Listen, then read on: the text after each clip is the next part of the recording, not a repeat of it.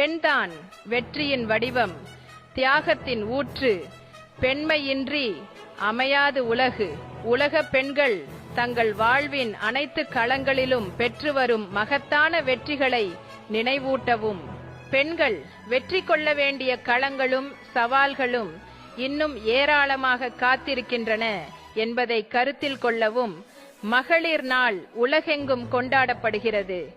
இந்த இனிய நாளில் அனைத்து மகளிருக்கும் எனது உளங்கனிந்த மகளிர் நாள் நல்வாழ்த்துக்களை உரித்தாக்கிக் கொள்கிறேன்.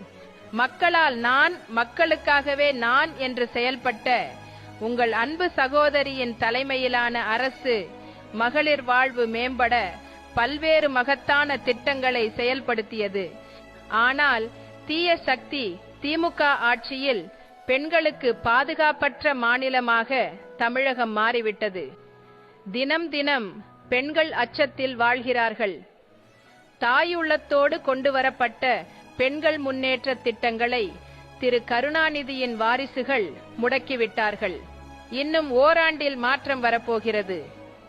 தீய சக்தி திமுகவை வீட்டுக்கு அனுப்பி அருமை சகோதரர் எடப்பாடி கே. பழனிசாமி தலைமையில் அம்மா ஆட்சி அமைந்திட நீங்கள் எல்லாம் உறுதியேற்க வேண்டும்.